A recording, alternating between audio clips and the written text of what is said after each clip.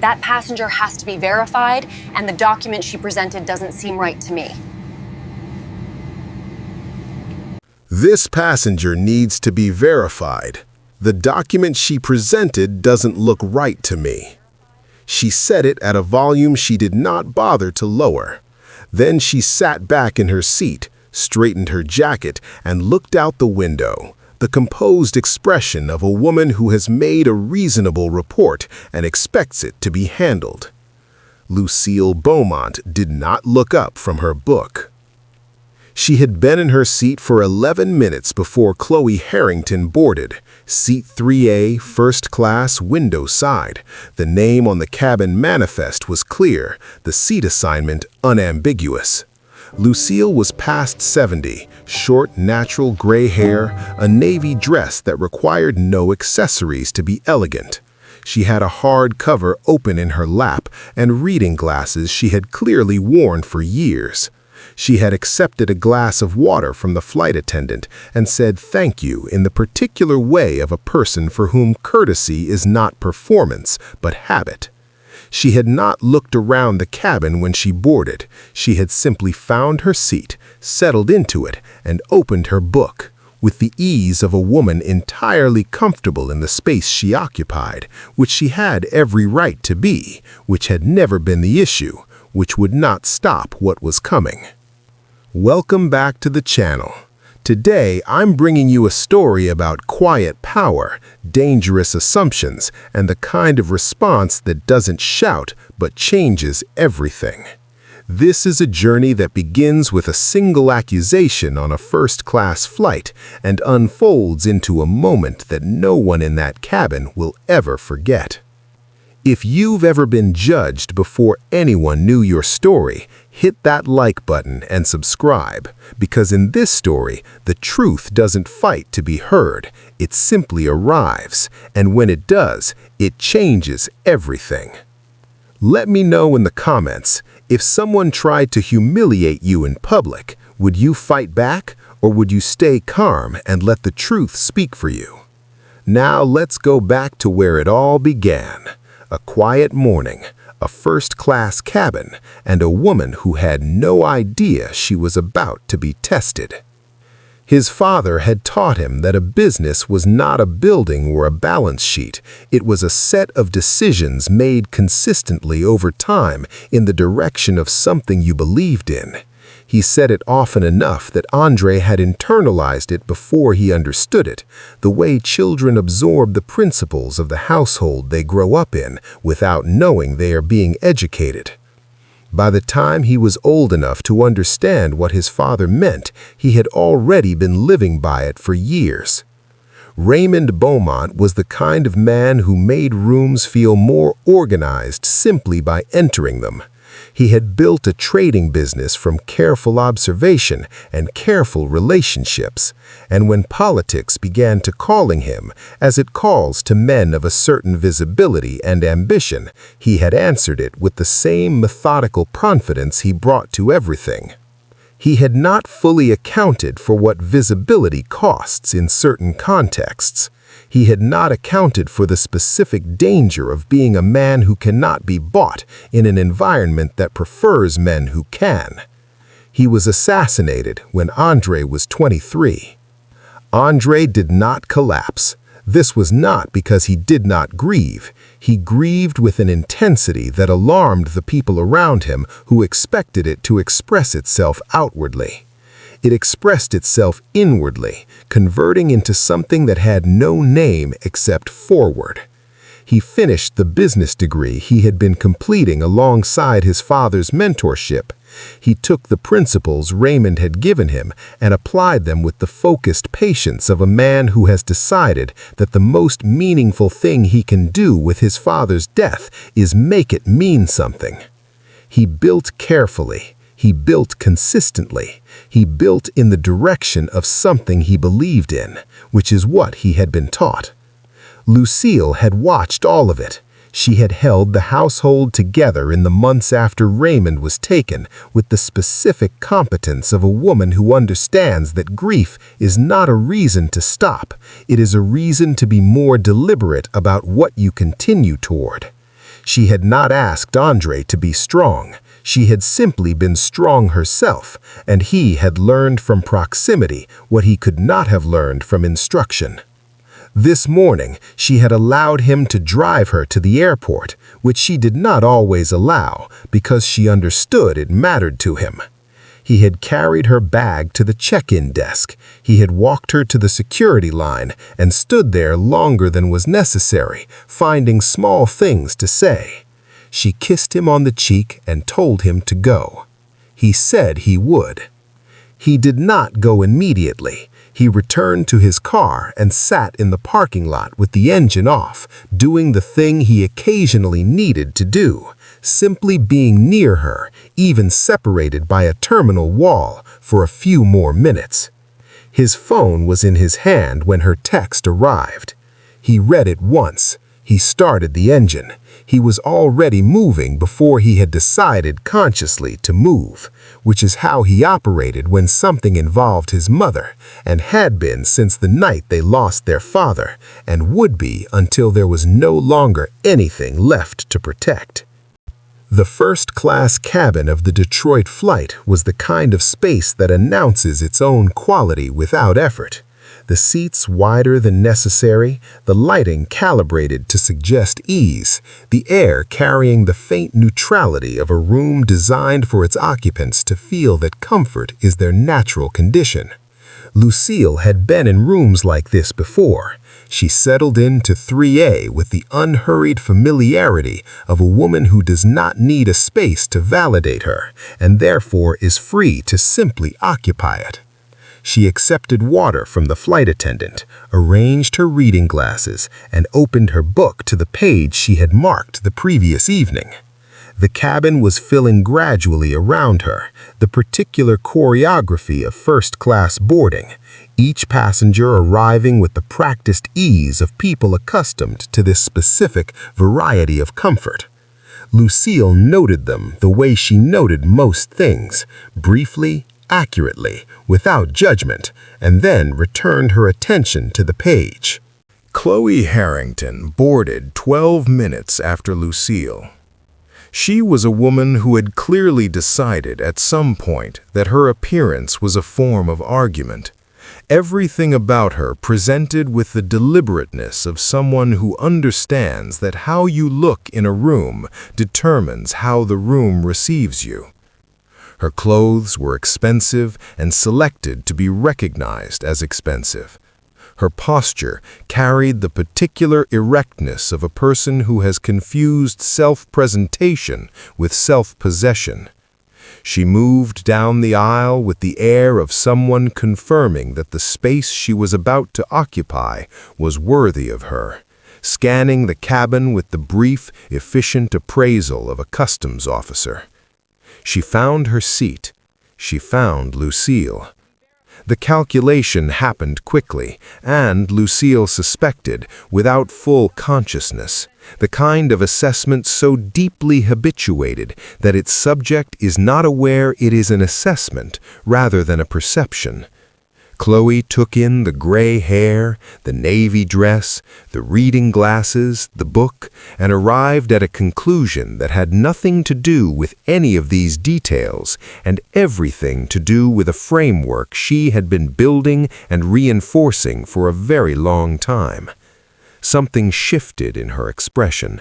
Not dramatically, not into open hostility, but into the specific quality of a person who has encountered something that does not fit her expectations and has decided, rather than adjusting the expectation, to question the thing.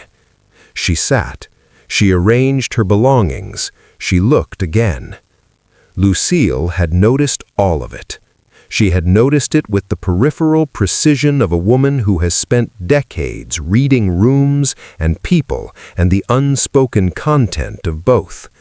She had noticed the boarding, the scan, the settlement, the second look. She had assessed its meaning accurately and completely in the time it took Khloe to open her bag. Then she turned a page. Whatever was coming, it would come. Lucille had never found it useful to meet trouble early when it was perfectly capable of arriving on its own. Khloe waited until the boarding was nearly complete. This was not patience, it was the instinct of a woman who understood, without examining it, that a complaint gains credibility when it appears considered rather than reactive. She had spent the intervening minutes constructing the internal architecture of a certainty she had arrived at the moment she sat down, adding details that felt like evidence and reasoning that felt like logic, until the whole structure felt solid enough to present to someone else. The passport, she had decided, was the issue. She had not seen the passport. She had seen Lucille produce a document during boarding, glimpsed its cover from the angle of her seat, and determined from this glimpse and from the conclusion she had already reached that something was not right. The document looked different, she told herself. The woman did not look like someone who belonged in this section, she told herself. These two observations, neither of which constituted information in any meaningful sense, had combined inside Khloe's certainty into something that felt like evidence. She pressed the call button. When the flight attendant arrived, she spoke quietly, with the measured concern of a responsible passenger reporting a potential security issue, rather than a woman acting on an assumption she would not have been able to defend under examination. She said she had noticed something irregular about the passenger in 3A. She said the document presented during boarding had appeared unusual. She said she wanted to make sure the appropriate people were aware, because one could never be too careful, because these things existed for everyone's safety. The flight attendant's expression did the brief, careful work of a person receiving information they are required to take seriously, regardless of their private assessment of it.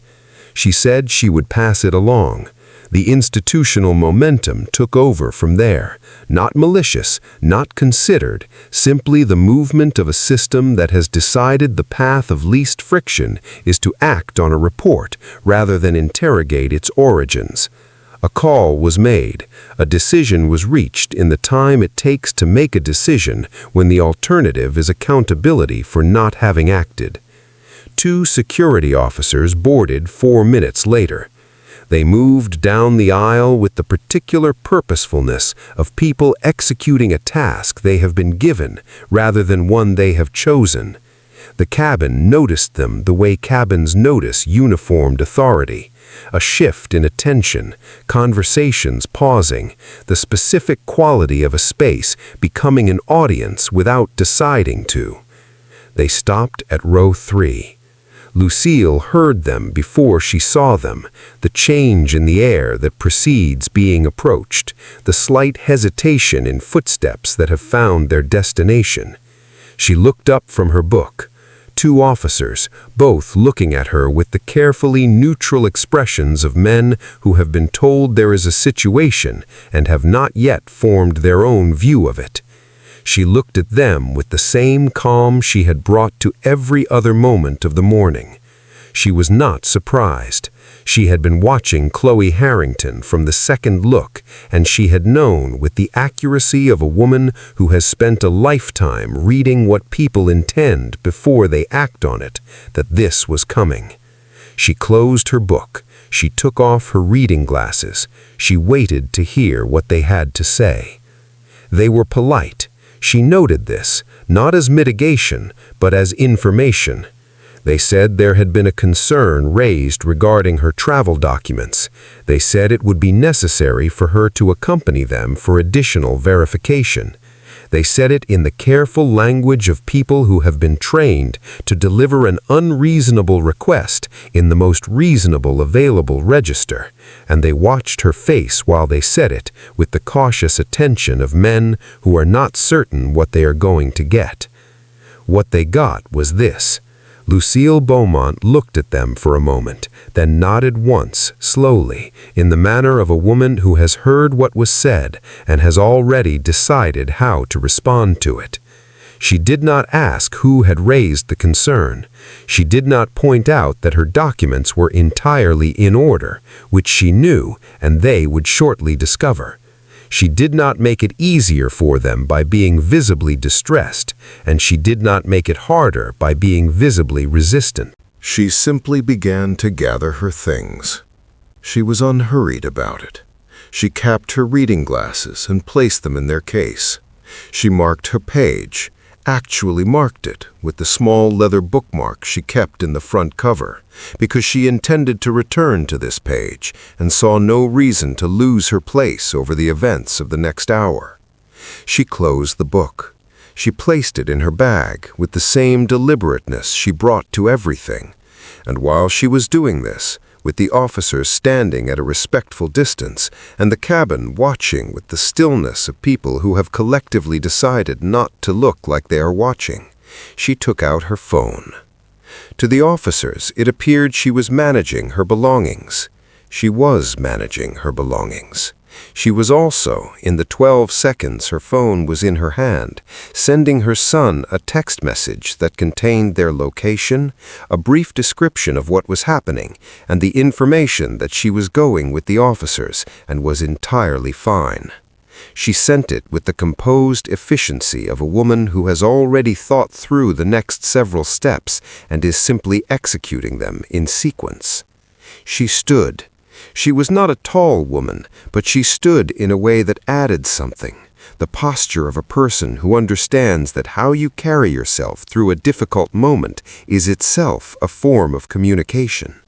She preceded the officers up the aisle without being directed to, which meant the cabin watched her lead rather than be led, and this distinction was not accidental. She did not look at Khloe Harrington as she passed. The corridor received her, and the door closed behind her, and she was in the particular fluorescent quiet of an airport jetway, walking beside 2 officers toward a room she had never been in and had no concerns about. Her expression, had anyone been positioned to observe it clearly, was not fear. It was not anger. It was the focused, almost interested calm of a woman who has set something in motion and is walking steadily toward the moment it arrives. Her son had read the message. She was certain of it. He would come quickly and quietly, the way he did everything that mattered, and when he arrived, the situation would resolve itself in the manner that situations resolve when the truth has a chance to enter the room. She had simply needed to make sure it had that chance. The room was small and functional in the way that rooms designated for difficult conversations tend to be. A table, chairs, overhead lighting that had not been selected for comfort. A third officer was already inside when they arrived, seated behind the table with a folder, and the expression of a man who has been told a situation requires his attention and has arrived prepared to find one. They asked her to sit. She sat. The questions began with the administrative and moved toward the interrogative in the gradual way of a process that is trying to locate a problem it has already decided exists. Name, destination, purpose of travel. She answered each one with the same even clarity, providing exactly what was asked and nothing additional, which was not evasiveness, but precision, the habit of a woman who understands the difference between cooperation and confession. They examined her passport. She watched them examine it with the detached interest of a person observing a procedure they know the outcome of. The officer turned it over. He held it at an angle to the light. He compared something on the photo page to something on his screen with the focused attention of a man looking for a discrepancy. The document gave him nothing to find, because there was nothing to find. But this did not immediately resolve the examination. The momentum of a conclusion already reached requires more than the absence of evidence to reverse itself. He conferred quietly with the officer beside him. There was a brief discussion conducted in the lowered register of people who begin to suspect they may be in the wrong, but have not yet committed to that suspicion. She waited. She had her hands folded on the table, and her posture was the same as it had been in the first-class cabin, upright, settled, entirely without the agitation that the room was designed to produce. She was not performing composure, she was simply composed, which is a different thing and considerably more unsettling to the people in the room with her. The door opened. Andre did not fill a doorway dramatically. He entered the way he entered every room, with the particular economy of a man who does not need to announce himself because his presence makes the announcement before he does. He was not running. He had not been running since he left his car, because his mother's text had said she was fine, and he trusted her assessment of her own condition, and because a man running through an airport attracts a different kind of attention than a man walking with absolute purpose. He looked at his mother first. She met his eyes and gave him the small, specific nod that meant she was unhurt and he should proceed carefully. He received this and turned to the room. The quality of the silence changed. He had not spoken yet. He had simply arrived and looked at the table and the passport and the 3 officers and the chair where his mother was sitting, and something in the air of the room rearranged itself around the fact of him in a way that preceded any words he might say. He began to speak. His voice was quiet and did not require volume to be the only thing in the room. She had told him on the walk back through the jetway what she intended to do. He had listened without interrupting, which is how he listened when he was deciding whether to agree with something or simply accept that she had already decided. By the time they reached the cabin door, he had not said he agreed. He had also not said she was wrong, which with Andre amounted to the same thing. The door opened, and they entered together. The cabin received them the way a room receives a reversal, a collective intake that was not quite audible, but was entirely felt.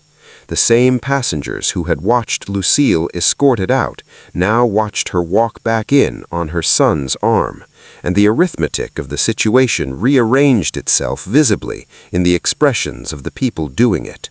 Andre guided her to her seat with a care that was not performative. It was simply how he moved in relation to her, always, the specific attentiveness of a man who has never taken her presence for granted since the night he understood it could be lost. He straightened. He turned to face the cabin and the assembled crew, who had gathered with the alacrity of people who have been told by someone with absolute authority over their employment that their presence is required immediately. The security officers were there, the flight attendants, the pilot, who had come from the cockpit with the careful expression of a man who understands that the gravity of a situation is proportional to who is standing in front of him. Andre addressed them. He did not speak at length. He said that what had occurred was unacceptable, that a passenger had been removed from an aircraft on the basis of a report that should have been scrutinized before it was acted upon, and that the woman now seated in 3A was his mother. He said that each person present would apologize to her directly, and that he would be examining the procedural failures that had allowed this to happen, and that this examination would have consequences. He said all of this in the same quiet register he had used in the interrogation room, and the quiet made it heavier rather than lighter. The apologies came in sequence, the security officers first, then the flight attendants, then the pilot, who spoke with a formality that acknowledged not merely the personal, but the institutional dimension of what had occurred. Lucille received each apology with the same composed attention she had brought to everything else, inclining her head slightly, saying nothing beyond a small acknowledgement that the apology had been heard. Andre watched. When it was done, he leaned down and said something to his mother that the cabin could not hear. She replied. He stood, exchanged a final word with the pilot, and moved toward the exit with the purposeful economy of a man who has done what he came to do. At the door, he paused and looked back at her once. She had already opened her book. He left. The cabin settled. The crew returned to their positions. The flight, delayed by 40 minutes, began its preparations for departure with the slightly chastened efficiency of a system that has been reminded at some cost of its own fallibility. And Khloe Harrington sat in her seat and looked at the woman she had reported, who was reading, and understood that whatever was about to happen next was going to be entirely on Lucille Beaumont's terms. Khloe had not moved. This was the observable fact of her position. She was in the same seat, in the same posture, with the same expensive jacket arranged with the same deliberateness, but something inside the posture had changed in the way that a structure changes when one of its load-bearing elements has been removed. The confidence that had animated her when she pressed the call button, that had carried her through the quiet satisfaction of watching the officers approach row 3, had not survived the sequence of events it had set in motion. What remained was something she was not accustomed to feeling and did not immediately have a name for. She had watched the crew line up. She had watched the security officers apologize, men in uniforms, men with authority, men whose presence she had summoned as instruments of her certainty, now standing in the aisle of the aircraft, delivering formal apologies to the woman she had reported. She had watched the flight attendants follow. She had watched the pilot step forward last, with the specific gravity of a man who understands that what he is doing is not merely personal, but institutional, an acknowledgement on behalf of the airline and everyone who had acted on a report without examining its foundation that something had gone wrong, and the person it had gone wrong against was the woman now seated calmly in 3A. Lucille had received it all without theater. This was, Khloe was beginning to understand, the most unsettling thing about her, that she did not perform any of it. She did not perform distress when she was escorted out. She did not perform vindication when she returned. She did not perform graciousness when the apologies came. She simply was, consistently, entirely herself. And the consistency of it made everything Khloe had done look different in retrospect than it had looked at the time. The understanding accumulated the way weather accumulates, not in a single moment, but in a series of them, each one adding something to the pressure of the whole. The moment Andre had walked through the door and the room had changed, the moment his name had registered with the officers and she had understood whose mother she had reported, the moment the pilot had stepped forward and spoken with that formality, and she had realized that the public nature of the apology was not incidental, it was proportional to the public nature of what had been done to Lucille in this cabin, in front of these witnesses, on the basis of her call. She had made the call. That fact was not going anywhere. Lucille was reading again. The book was open, the reading glasses were on, the page was turning with the unhurried regularity of a woman who was in no particular rush and has nowhere more important to be than exactly where she is. She had not looked at Khloe since she returned. Khloe found, sitting with this, that the not looking was worse than the looking would have been. Judgment she could have met with defensiveness. This she had nothing to meet with at all. The flight attendants moved through the final boarding checks. The cabin settled into the specific quiet of a space where something significant has occurred, and everyone present is privately processing their own version of it. Outside the windows, the ground crew moved with their ordinary purposefulness, indifferent to what had happened inside. Khloe looked at her hands, then she looked at the woman in 3A. She did not know yet what was coming. She did not know that Lucille had told her son on the walk back through the jetway that she had something she wanted to do before the flight reached Detroit. She did not know that the composure she had been watching all morning was not the composure of a woman enduring something, but the composure of a woman who had decided a long time ago that the most powerful response to cruelty was not cruelty returned, but truth delivered, clearly, directly, and without the comfort of anger to soften its edges. She only knew that the woman she had reported was 3 rows away, reading a book, and that at some point between now and landing, something was going to be required of her that she had no idea how to provide. The seatbelt sign illuminated.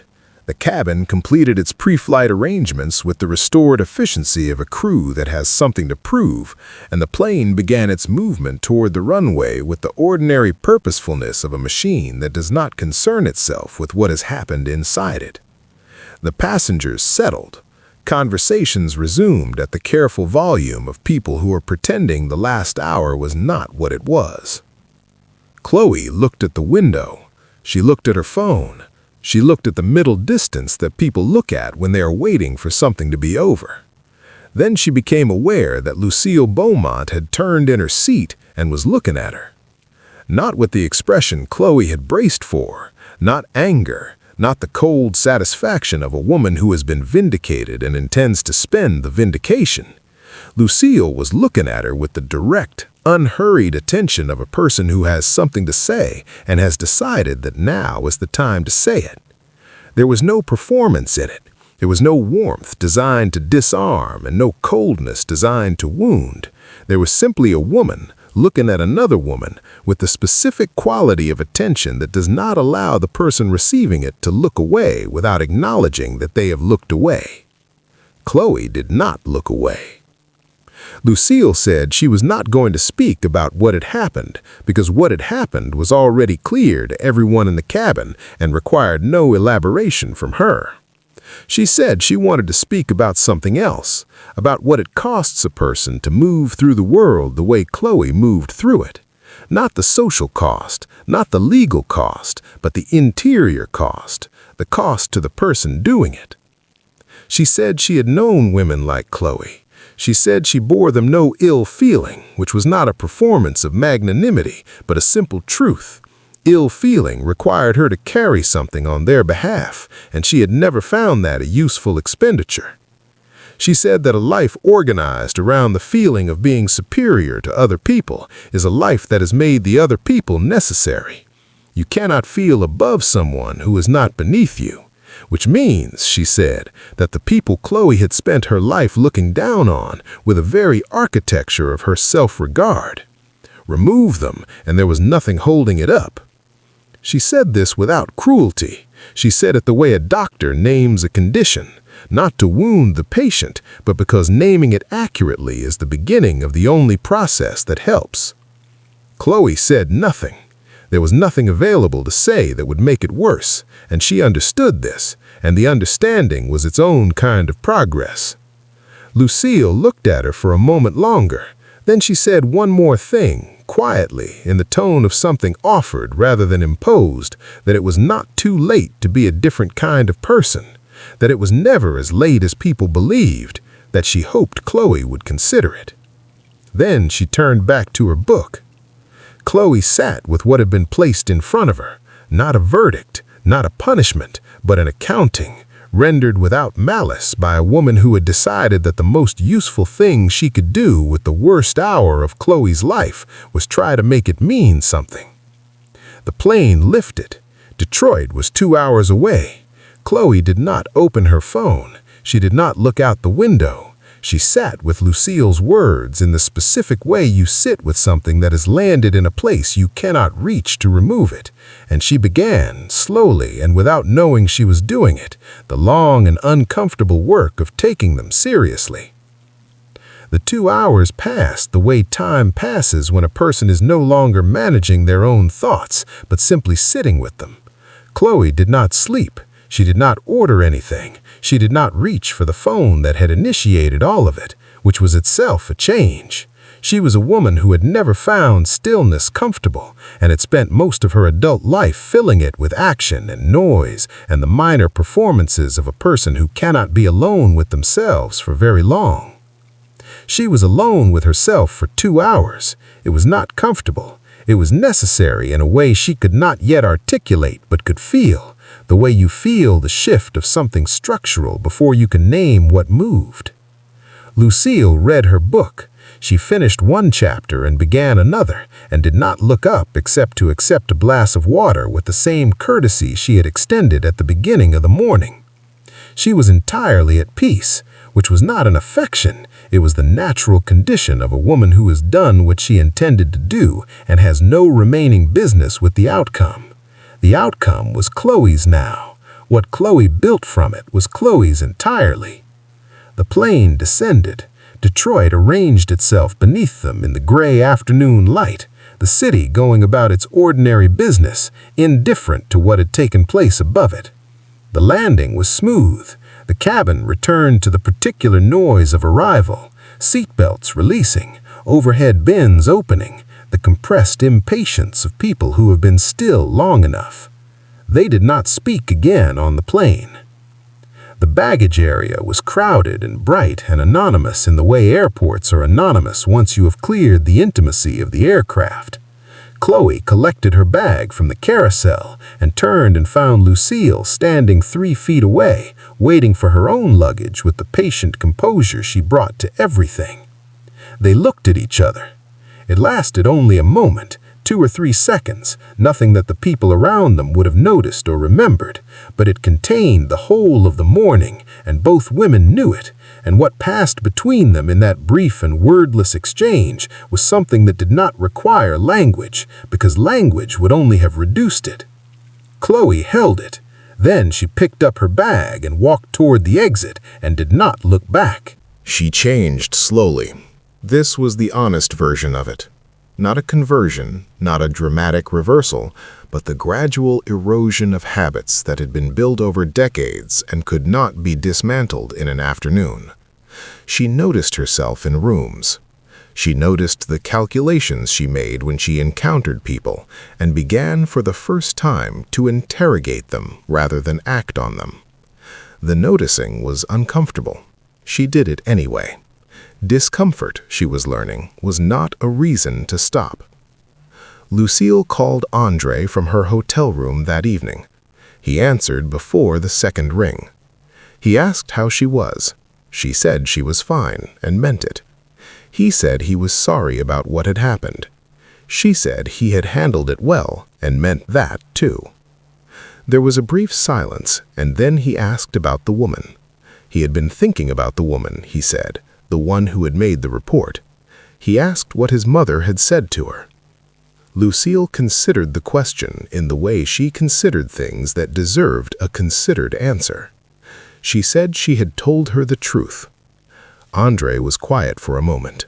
Then he asked if it had worked. Lucille looked out the hotel window at the Detroit evening, the city lit and moving and full of people in the middle of becoming whoever they were still becoming. She said she thought so. She said you usually can when you mean it. The most powerful response to someone who tries to diminish you is not anger. It is the quiet confidence of a person who already knows who they are. Lucille Beaumont was escorted off a plane by people acting on someone else's prejudice, and she did not argue, did not collapse, and did not retaliate. She stayed completely herself, composed, deliberate, and clear-eyed, and let the truth arrive on its own terms. When it did, it arrived with more force than any argument she could have made in the moment. But the most significant thing she did was not expose Khloe. It was speak to her. She chose instruction over revenge, and that choice is what made the story matter beyond the confrontation. The lesson for viewers is this: you cannot control how people see you, but you can control who you are while they're getting it wrong. The way you carry yourself when you are being underestimated, dismissed, or treated unjustly is not just a personal choice. It is a statement. It is evidence. and it outlasts the moment in ways that anger never does. Lucille's words to Khloe changed her, not because they were harsh, because they were true and delivered by someone who had nothing to prove and therefore nothing to hide behind. The people who change the world are rarely the loudest ones in the room. They are the ones who remain entirely themselves when the room gives them every reason not to. That is the kind of person worth becoming.